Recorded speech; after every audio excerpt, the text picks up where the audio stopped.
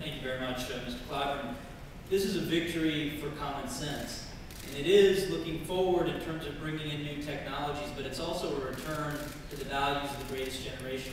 My grandparents who survived the Depression always considered themselves to be the original conservationists simply because they had no choice. They couldn't afford anything else.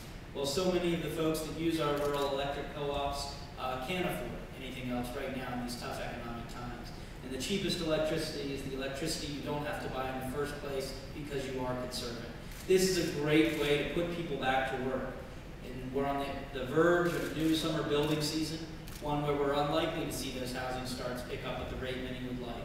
The two things we could do are rebuild our infrastructure. This room's a perfect place to mention that.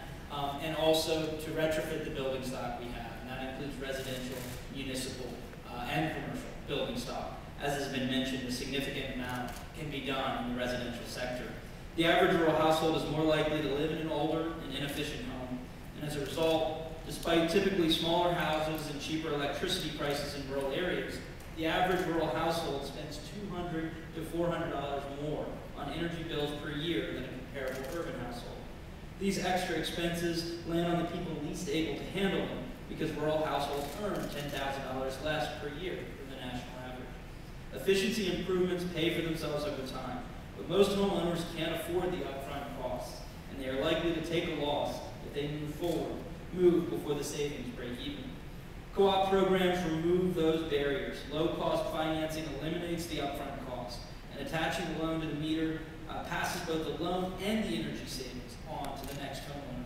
So we're increasing the value of our rural housing stock as well as putting more money in people's pockets. Co-op service areas are typically among the most coal-dependent in the country, and as a result, energy savings in co-op areas will have a disproportionately significant reduction in carbon pollution while saving money and creating jobs. It's great to see that the parties can come together on something that isn't really bipartisan as much as it's post-partisan.